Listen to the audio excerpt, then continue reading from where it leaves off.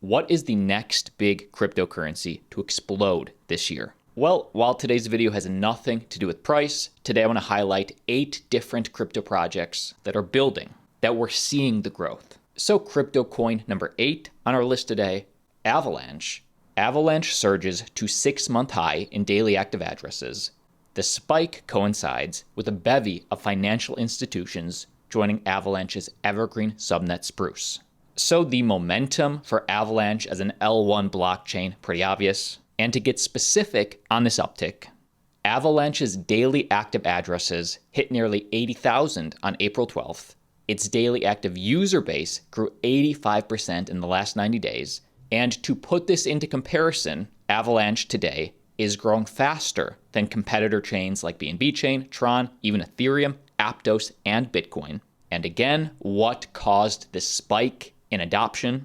Well, the high watermark coincided with Avalanche's April 12th partnership with a bevy of financial institutions that will contribute to its network infrastructure. So again, we saw all these institutions join Avalanche's evergreen subnet Spruce. Crypto project number 7 on today's list is ZkSync. ZkSync era crosses over $200 million in total value locked, while Polygon's ZkEVM trails. So both of these are scaling solutions for Ethereum. Both launched within 4 days of each other, yet both are seeing different market results. ZkSync era, which launched on March 24th, has attracted over $218 million of user deposits in the first 19 days since its deployment. Meanwhile, Polygon's ZkEVM, which launched just 4 days after, has just secured 3.6 million compared to 218. And why the difference? Well, while both networks use zero-knowledge rollups, that's an L2 solution to reduce transaction costs, analysts have a simple explanation for why one has attracted over 60 times more assets. Crypto users are looking for an airdrop of tokens. So while both essentially solve the same problem, Polygon, MATIC already had a token. ZkSync airdropped their token recently to users. We know airdrops are very popular in crypto. Arbitrum, ApeCoin, Optimism, Blur all did one. While the issue with Polygon's ZkEVM is that they already had a MATIC token and do not have an allocation available for a potentially retroactive airdrop. Time will tell where the farmers, the users, the people settle, but for now, ZkSync era is thriving. Next crypto project on our list, we're seeing the growth. Cardano developer IOG releases Lace Wallet, boosting ADA ecosystem. So now users can stake ADA tokens directly from Lace to contribute to the security of the Cardano network and receive rewards for their participation.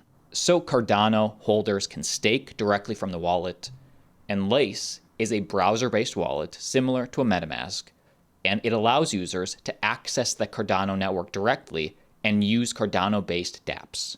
And one aspect of why people are excited, Lace will enable users to send multiple assets to different addresses in one transaction with one transaction fee through a new bundle transaction feature, which groups transactions into one bundle to save costs. Many more developments for the future, but if you like Cardano, you like this. Crypto project number 5 on today's list, BICO, account abstraction has truly arrived. Now integrate AA on mainnet on Ethereum, Polygon, ZkEVM, BNB Chain, and many more blockchains to come. So what is BICO and what is account abstraction? Account abstraction enables smart contracts to initiate transactions themselves so that any logic that a user wishes to implement can be coded into the smart contract wallet itself and executed on Ethereum. So huge value add for developers, huge value add for the end user. And with this BICO SDK release, dApps and wallets can now easily deploy gas-efficient ERC 4337 compliant smart contract accounts, set up verifying paymasters on mainnet, and much more, all things developers building dApps on these chains want. Now, keep in mind, these are just my opinions, and also I am an investor in BICO, in Polygon, as well as Limewire. And next piece of news, Limewire's new game simulates music pirating nostalgia and pays in crypto.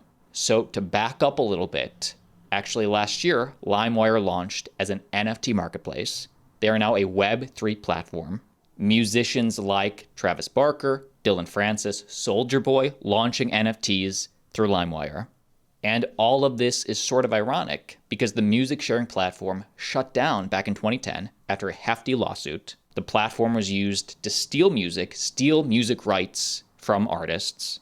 And today, in a complete 180, now Limewire's back, but this time with legal intentions. It will allow users to not only buy and own original songs from their favorite artists, but also enjoy unreleased demos and music videos.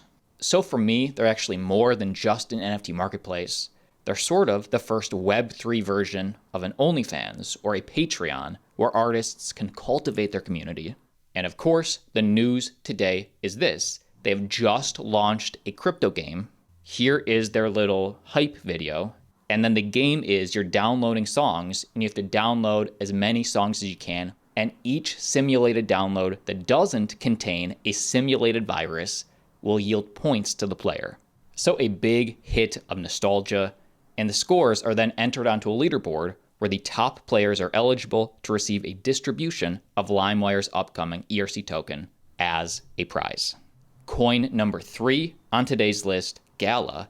Danny Trejo, as well as Mina Suvari, both actors, join Gala's Web3 TV series called Razor. So when we talk about mass adoption, these are mainstream actors joining Gala.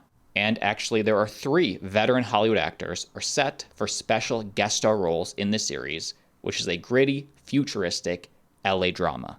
If you hold Gala, when can you expect this?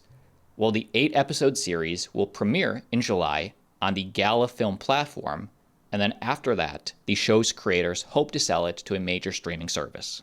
Next coin on our list is Stellar. If you like XRP, you probably like Stellar Lumens. They're doing pretty similar things. And Danielle Dixon, Stellar Foundation's CEO and executive director, went on Bloomberg and was interviewed about how she sees Stellar Lumens developing in the United States and, of course, abroad. We're here in Washington. I'm assuming you're having conversations around this. How optimistic are you on the regulatory front here in the U.S.? So I feel like we need to get something done here in the U.S. in order for us to really set the standard, if we want to set the standard, which I think the U.S. government is going to want to do that. So I'm very optimistic that we're going to get something on stablecoins by the end of the year. And the reason why is because we don't have a choice. We actually have some really great utility uses that were shown already the value to consumers and to businesses alike globally. We see some of those on Stellar. We have the humanitarian aid use case that we did with the UNHCR, where the UNHCR is using Stellar and tools built on the blockchain and USDC to be able to get aid into Ukraine to users in 2.5 minutes. That's an awesome use. We also have folks that are using this for cross-border. We see a lot of it happening where in Colombia, they're preferring the USDC, the dollar in Colombia, and they're leveraging that to count against inflation there. So these are things that we're seeing happen, and what we need to do is have operators come to DC and be able to tell their story of what they're developing. Stop talking about the technology, start demonstrating the utility. And final crypto project on today's list, and this one actually may shock you based on the video, but as of today, over $198 million in Ethereum were staked to the network in the last 24 hours. So amid concerns over massive withdrawals after Shanghai, 94,800 Ethereum have been deposited into the network. So since Shanghai happened, we can see the withdrawals in orange and the deposits in green, and it's actually pretty even. Now, who specifically is depositing? Top depositors so far have come from a few entities: Lido, Exchange OKX, Kill and Finance, Frax. However, most notably, from this wallet, we have labeled P2P ETH2 depositor. They deposited over 50,000 Ethereum. All this is showing us that just as many people now, after Shanghai, are choosing to deposit their Ethereum, stake more, in this post-Shanghai world. And of course, as seen in this video, 40% are local Japanese hackers. This is nearly a full house. This is from ETH Global. But from a development side, Ethereum has more excitement than ever. Be sure to click subscribe for daily videos keeping you informed about crypto. And like always, see you tomorrow.